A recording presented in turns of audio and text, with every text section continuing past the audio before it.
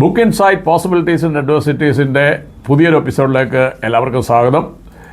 നമ്മൾ കഴിഞ്ഞ എപ്പിസോഡിൽ പറഞ്ഞുകൊണ്ടിരുന്നത് ഈ ബുക്കിൻ്റെ ഒന്നാമത്തെ ചാപ്റ്ററായ ദ സക്സസ് ട്രയാങ്കിളിലെ ഡ്രീം ആൻഡ് ബിലീഫ് ഈ ഏരിയയെക്കുറിച്ച് നമ്മൾ സംസാരിച്ചു കഴിഞ്ഞു. ഇന്ന് വളരെ ഇമ്പോർട്ടൻ്റ് ആയിട്ടുള്ള ഒരു സെഷനെക്കുറിച്ചാണ്. ഇത് ചാപ്റ്റർ 3 വരുന്നത്, ആക്ഷൻ. അതായത് ജീവിത വിജയത്തിൻ്റെ DBA ഫാക്ടറിലെ ഏറ്റവും ശക്തമായ, ഓഫ് കോഴ്സ് ഡ്രീം ഉണ്ടാവണം, വളരെ ഡീപ്പ് റൂട്ടഡ് ആയിട്ടുള്ള ബിലീഫ് സിസ്റ്റം ഉണ്ടാവണം. ഇനി ഇത് മാത്രം ഉണ്ടായാൽ പോരാ, ആക്ഷനും ഉണ്ടാവണം. ഇവിടെയാണ് ഈ നോർമൽ മാനിഫെസ്റ്റേഷൻ കോൺസെപ്റ്റും ട്രൂ ലീഡർഷിപ്പ് കോൺസെപ്റ്റും തമ്മിലുള്ള വ്യത്യാസം. ഇപ്പോൾ ഒരുപാട് മാനിഫെസ്റ്റേഷനെ കുറിച്ചൊക്കെ കോൺട്രഡിക്ടറി ആയിട്ട് വളരെ ആർഗ്യുമെൻ്റൊക്കെ സോഷ്യൽ മീഡിയയിൽ നടക്കുന്ന ഒരു സമയമാണ്. യഥാർത്ഥത്തിൽ ഈ മാനിഫെസ്റ്റേഷൻ ഉണ്ടോ ഇല്ലയോ എന്നുള്ളത് വരും സെഷനിൽ നമുക്ക് സംസാരിക്കാം. പക്ഷേ മാനിഫെസ്റ്റേഷനും ട്രൂ ലീഡർഷിപ്പും തമ്മിലുള്ള റിയൽ ഡിഫറൻസ് എന്ന് പറഞ്ഞാൽ ആക്ഷനിലാണ്. കാരണം ആക്ഷൻ ഇല്ലാതെ ഒരു റിയാക്ഷൻ, ഒരു റിസൾട്ട് ഉണ്ടാവില്ല. അപ്പം ആക്ഷൻ്റെ ഇമ്പോർട്ടൻസിനെ കുറിച്ചാണ് ഈ ചാപ്റ്ററിൽ പറയുന്നത്. നമുക്കറിയാം, നല്ല ഡ്രീം ഉണ്ടാവണം, നല്ല ബിലീഫ് സിസ്റ്റം ഉണ്ടാവണം. ഈ ലോകത്ത് 3 തരം ആളുകളാണുള്ളത്. ഒന്ന്, സ്വപ്നങ്ങളുള്ളവർ. അവരതിനുവേണ്ടി പോകും, പക്ഷേ അതിൽ പലരും സ്വപ്നങ്ങളുണ്ട്, പക്ഷേ അവരതിൽ വിശ്വസിക്കുന്നില്ല, ബിലീഫ് സിസ്റ്റം ഇല്ല, അവരല്ലെങ്കിൽ ആക്ട് ചെയ്യുന്നില്ല. പിന്നെ രണ്ടാമത്തെ കാറ്റഗറി ആളുകൾ, സ്വപ്നങ്ങളുണ്ട്, ബിലീഫ് സിസ്റ്റം ഉണ്ട്, ആക്ഷൻ എടുക്കത്തില്ല. ഇനി മൂന്നാമത്തെ ഒരു കാറ്റഗറിയാണ്, സ്വപ്നങ്ങളുണ്ട്, സ്ട്രോങ് ബിലീഫ് സിസ്റ്റം ഉണ്ട്, ആക്ഷൻ എടുക്കാൻ അവർക്ക് ഒരു മൈൻഡ് സെറ്റ് ഉണ്ട്. അൺഫോർച്ചുനേറ്റ്ലി ഈ പെർസെൻറ്റേജ് വളരെ കുറവാണ്.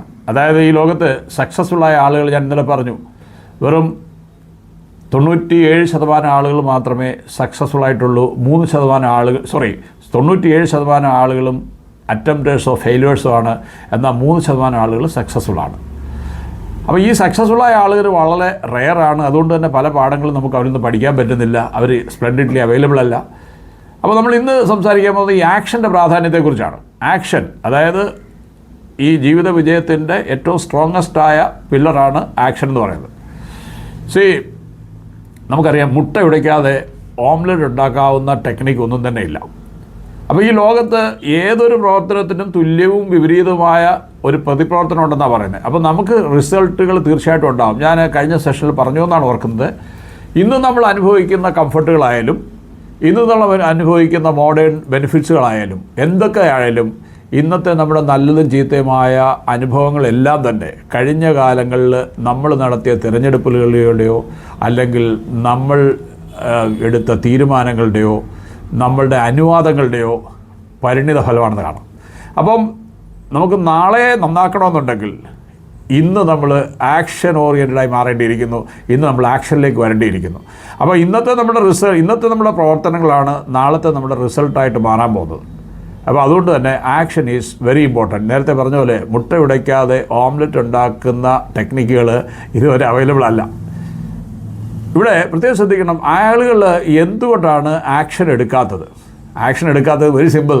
ആക്ഷൻ എടുക്കണമെങ്കിൽ അതിന് റെസ്പോൺസിബിലിറ്റി ഏറ്റെടുക്കണം, അതിന് പെയിൻ സഹിക്കേണ്ടി വരും, കഷ്ടനഷ്ടങ്ങളൊക്കെ അതിനകത്തുണ്ടാവും. അത് നമ്മളെ കംഫർട്ട് സോണിൽ നിന്ന് പുറത്ത് കൊണ്ടുവരാൻ പ്രേരിപ്പിക്കും. പുറത്ത് കൊണ്ടുവന്നെങ്കിൽ മാത്രമേ നമ്മളെ തന്നെ കംഫർട്ട് സോണിൽ നിന്ന് പുറത്ത് കൊണ്ടുവന്നെങ്കിൽ മാത്രമേ നമുക്ക് ആക്ഷൻ എടുക്കാൻ പറ്റത്തുള്ളൂ. പല ആളുകൾ ഈ കംഫർട്ട് സോണിൽ തന്നെ തുടരാൻ ആഗ്രഹിക്കുന്നു. കംഫർട്ട് സോണിൽ തുടരാൻ ആഗ്രഹിക്കുന്നത് ഒരു നൈമിഷികമായ സുഖം മാത്രമാണ്.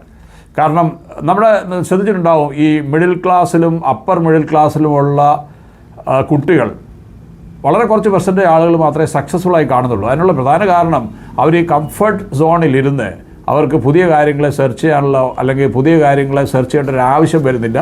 ആവശ്യം വരുന്ന സമയത്ത് ആകുമ്പോഴത്തേനും അവരുടെ കയ്യിൽ നിന്നെല്ലാം വിട്ടുപോയിരിക്കും, അവർക്കൊന്നും ചെയ്യാൻ പറ്റാത്തൊരവസ്ഥയിലേക്ക് വരും. അപ്പം ആക്ഷനാണ് ഏതൊരു സക്സസ്ഫുൾ ആയിട്ടുള്ള വ്യക്തിയെ നമ്മൾ പഠിച്ചു കഴിഞ്ഞാൽ മനസ്സിലാക്കുന്നത് അവർ വളരെ ആക്ഷൻ ഓറിയൻറ്റഡാണ്. അതുപോലെ തന്നെ ഈ കാലം സ്പീഡിൻ്റെ കാലമാണ്. അതായത് നമ്മൾ ഈ ആക്ഷൻ എടുക്കാൻ എത്ര കണ്ട് ഡിലേ ചെയ്യുന്നു, അത്ര കണ്ട് കൂടുതൽ കോമ്പറ്റീഷൻ, അല്ലെങ്കിൽ നമ്മൾ ഉദ്ദേശിച്ച കാര്യങ്ങൾ മറ്റൊരാൾ ചെയ്യും. മറ്റൊരാൾ ചെയ്യുന്നത് വെച്ചാൽ നമ്മൾ ചിന്തിക്കുന്നൊരു കാര്യം അപ്പോൾ തന്നെ എക്സിക്യൂട്ട് ചെയ്യുക. എത്ര ക്വിക്ക്ലി നമുക്ക് എക്സിക്യൂട്ട് ചെയ്യാവുന്നതനുസരിച്ചിരിക്കും നമ്മളുടെ ജീവിതത്തിൻ്റെ സക്സസ്. എന്നാൽ പലരും പറയും ഈ പെട്ടെന്നെടുക്കുന്ന ഡിസിഷനുകളൊക്കെ തെറ്റിപ്പോകാൻ സാധ്യതയുണ്ടെന്ന്. ഇവിടെയാണ് നിങ്ങൾക്കൊരു ലീഡർഷിപ്പ് ട്രെയിനിങ്ങിൻ്റെ ആവശ്യം. ഞാൻ ഇതിനിടയ്ക്ക് ഒരു കാര്യം പ്രത്യേകമായിട്ട് പറയട്ടെ. സംരംഭകരോടാണെങ്കിലും ജീവിത വിജയം കാക്ഷിക്കുന്നവരാണെങ്കിലും എസ്പെഷ്യലി ഈ സ്റ്റാർട്ടപ്പുകളോടൊക്കെ എനിക്ക് പറയാനുള്ളത്, സ്റ്റാർട്ടപ്പുകളോട് മാത്രമല്ല എല്ലാവരോടും തന്നെ പറയാനുള്ളത്, ഈ ലീഡർഷിപ്പ് എന്ന് പറയുന്നത് പരിശീലിക്കേണ്ട സംഗതിയാണ്. ഈ ലോകത്ത് 1% ആളുകൾ മാത്രമേ ഉള്ളൂ ബോൺ ലീഡേഴ്സായിട്ട് ജനിക്കുന്നത്. ബാക്കി 99% ആളുകൾ മെയ്ഡ് ലീഡേഴ്സാണ്. അപ്പോൾ നമ്മളുടെ ഈ ലീഡർഷിപ്പ് ക്വാളിറ്റി ഡെവലപ്പ് ചെയ്യാൻ ഏതൊക്കെ സാധ്യതകളുണ്ടോ അത് നമ്മൾ പ്രയോജനപ്പെടുത്തണം. അത് ഞാൻ സംരംഭകരോട് എനിക്ക് പറയാനുള്ളത്, നിങ്ങളൊരു എംപ്ലോയിയെ തിരഞ്ഞെടുക്കുന്നുണ്ടെങ്കിൽ അവർ തീർച്ചയായിട്ടും ലീഡർഷിപ്പ് ക്വാളിറ്റി പാസ്സായവരെ മാത്രമേ നിങ്ങൾ ഒരു എംപ്ലോയി ആയിട്ട് വെക്കാവൂ എന്നാണ് എൻ്റെ വ്യക്തിപരമായ അഭിപ്രായം.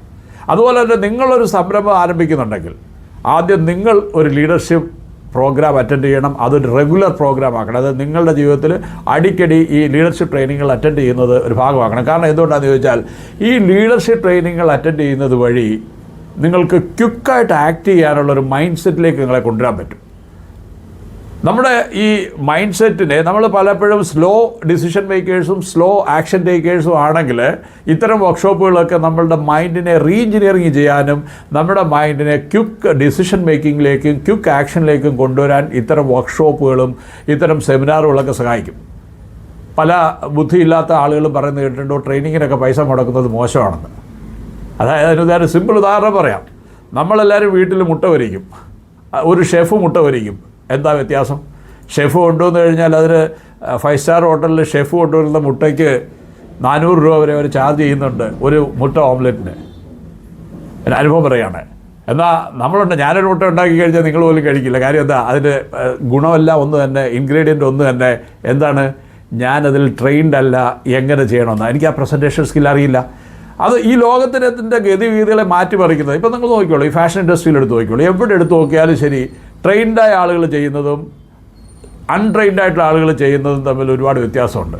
അപ്പം സംരംഭകരോട് എനിക്ക് പറയാനുള്ളത്, നിങ്ങളുടെ സംരംഭം വിജയിക്കണമെങ്കിൽ ഇൻവെസ്റ്റ് ചെയ്യുന്നതിന് മുമ്പ് ആദ്യം നിങ്ങൾ ഇത്തരം ട്രെയിനിങ്ങുകൾ അറ്റൻഡ് ചെയ്യുക, ഇത്തരം ലീഡർഷിപ്പ് ട്രെയിനിങ്ങുകൾ അറ്റൻഡ് ചെയ്യുക. നിങ്ങളുടെ ക്വിക്ക് ഡിസിഷൻ മേക്കിങ്ങും ക്വിക്ക് ആക്ഷൻ എടുക്കുന്നതിനുള്ള നിങ്ങളുടെ ബ്രെയിനിനെ സജ്ജമാക്കിയതിന് ശേഷം മാത്രമേ നിങ്ങൾ ഒരു ഇൻഡസ്ട്രി അല്ലെങ്കിൽ ഒരു സ്റ്റാർട്ടപ്പ് ആയെങ്കിൽ തന്നെ തുടങ്ങാവൂ. അതുപോലെ തന്നെ നിങ്ങൾ എടുക്കുന്ന എംപ്ലോയീസിന് 100% ഇത്തരം ട്രെയിനിങ്ങുകൾ ലഭിച്ചു എന്ന് ഉറപ്പാക്കുന്നത് നിങ്ങളുടെ റിസ്ക് വളരെയേറെ കുറയ്ക്കും. മാത്രമല്ല ഇത്തരം ട്രെയിനിങ്ങുകൾ റിപ്പീറ്റഡ്ലി അവർക്ക് കൊടുക്കുന്നതും അവരുടെ ലീഡർഷിപ്പ് സ്കില്ലുകൾ ഇടയ്ക്കിടയ്ക്ക് ടെസ്റ്റ് ചെയ്യേണ്ടതും നിങ്ങളുടെ നിലനിൽപ്പ് വളരെ അത്യാവശ്യമാണ്. കാരണം ഈ ഓൺട്രപ്രണർഷിപ്പിൽ പല പ്രാവശ്യം ഫെയിലായി വീണ്ടും കയറി വന്നൊരു വ്യക്തി എന്ന നിലയിൽ എനിക്ക് വളരെ വ്യക്തമായി പറയാൻ പറ്റും, പലപ്പോഴും സംരംഭങ്ങൾ ഫെയിലാവുന്നത് ആക്ഷൻസ് ഇല്ലാത്തതുകൊണ്ടാണ്. Timely action. ഈ ടൈംലി ആക്ഷൻ എന്ന് പറയുന്നത് വളരെ ഇമ്പോർട്ടൻറ്റ്. ടൈംലി ആക്ഷൻ എന്ന് പറയുന്നത് നമ്മൾ അത് എപ്പോഴും നമ്മുടെ കണ്ണും കാതും തുറന്നിരിക്കണം, ഏത് ആക്ഷൻ എപ്പോൾ എടുക്കണമെന്ന്. ആക്ഷൻ്റെ ആവശ്യകതയെക്കുറിച്ച് നമുക്ക് അറിയാൻ കഴിയണം. അതിന് നമ്മുടെ ഡിസിഷൻ മേക്കിംഗ്, നമ്മുടെ ബ്രെയിനിൻ്റെ ഇമ്പ്യൂരിറ്റീസ് റിമൂവ് ചെയ്ത് decision making skill, analytical skill, observation skill എന്നിവ നമുക്ക് വർദ്ധിപ്പിക്കാൻ കഴിയണം. അപ്പം നമ്മുടെ സക്സസ് പ്രിൻസിപ്പിൾസിലെ സക്സസ് ട്രയാങ്കിളിലെ 3ാമത്തെ ആമായ ആക്ഷൻ. അപ്പം ഞാൻ നേരത്തെ പറഞ്ഞു, ആക്ഷൻ എടുക്കാത്തത് ഒന്ന് കംഫർട്ട് സോണിൽ ഇരിക്കാനുള്ളൊരു ടെൻഡൻസി, കൂടുതൽ റിസ്ക് ഒന്നും ഏറ്റെടുക്കാൻ വയ്യ. റിസ്ക് ഏറ്റെടുക്കാൻ വയ്യാത്തതാണ് പലരും ആക്ഷൻ എടുക്കാത്തതിൻ്റെ കാരണം. ഒരു സെൻറ്റൻസ് ഉണ്ട്, not taking risk is the biggest risk we are taking in life. Risk എടുക്കാത്തതാണ് ജീവിതത്തിലെ ഏറ്റവും വലിയ റിസ്ക് എന്ന് നമ്മൾ മനസ്സിലാക്കണം. അതായത് പുതിയ കാര്യങ്ങളിലേക്ക് പോകാൻ നമ്മൾ റിസ്ക് എടുക്കാത്തതാണ് ജീവിത വിജയം നമ്മളിലേക്ക് വരാതിരിക്കുന്നതിന് കാരണം ഞാൻ ഇന്നലെ പറഞ്ഞു, anything which is not getting updated will be outdated, outdated item will be neglected, human is not an exemption. ഈ ലോകത്ത് ഞാൻ ഒരു ബുക്ക് വായിച്ചതിൽ എഴുത്തുകാരനെ ഓർക്കുന്നില്ല, എനിക്ക് തോന്നുന്നു ഇറാനിയൻ എഴുത്തുകാരനാണെന്ന് തോന്നുന്നു. അയാൾ എഴുതിയിരിക്കുന്നത്, നിങ്ങൾ നിങ്ങളുടെ ലൈഫിലെ എല്ലാ സാധനങ്ങളും 3 വർഷത്തിലൊരിക്കൽ ചേഞ്ച് ചെയ്തിരിക്കണം, ഇൻക്ലൂഡിങ് യുവർ വൈഫ്. ആളുകൾ ചോദിക്കും വൈഫിനെ ചേഞ്ച് ചെയ്യണമെന്ന്. അങ്ങനല്ല. നിങ്ങളുടെ വീട്ടിലെ ഫർണിച്ചറും നിങ്ങൾ ധരിക്കുന്ന വസ്ത്രവും നിങ്ങളുടെ ഹെയർ സ്റ്റൈലും നിങ്ങളുടെ വൈഫിൻ്റെ അറ്റയറും അങ്ങനെ എല്ലാം 3 വർഷത്തിൽ ഒരിക്കൽ നിങ്ങൾ ചേഞ്ച് ചെയ്ത് നോക്കൂ, നിങ്ങളുടെ ലൈഫിലേക്ക് പ്രോസ്പെരിറ്റി വരുമെന്നാണ് പുള്ളി അതിനകത്ത് പറഞ്ഞിരിക്കുന്നത്. വളരെ സത്യമാണ്. കാരണം പഴയ കാര്യങ്ങൾ മാത്രം, doing the same thing over and over again and expecting A result different from the past is nothing but insanity. ചെയ്തുകൊണ്ടിരിക്കുന്ന കാര്യങ്ങൾ തന്നെ ചെയ്യുകയും ഇന്നലെയിൽ നിന്ന് വ്യത്യസ്തമായ റിസൾട്ട് പ്രതീക്ഷിക്കുകയും ചെയ്യുന്നത് മറ്റൊന്നുമല്ല, ഇൻസാനിറ്റിയാണ്. അപ്പം അതിന് എന്ത് വേണം? ആക്ഷൻ വേണം. പുതിയ ആക്ഷൻ എടുക്കാനുള്ള മൈൻഡ് സെറ്റ് വേണം. ക്വിക്ക് ഡിസിഷൻ എടുക്കണം. ക്വിക്കായിട്ടുള്ള ആക്ഷനിലേക്ക് നമ്മൾ കിടക്കണം. ആക്ഷനിലേക്ക് കിടക്കാത്തതിൻ്റെ ഒന്നാമത്തെ കാരണം കംഫർട്ട് സോണിൽ തുടരാനുള്ള ടെൻഡൻസി, രണ്ടാമത് റിസ്ക് എടുക്കാനുള്ള നമ്മുടെ ഭയം അല്ലെങ്കിൽ റിസ്ക് എടുക്കാനുള്ള നമ്മുടെ വിമുഖത. വരുന്ന സെഷനിൽ നമുക്ക് തുടർന്ന് വായിക്കാം.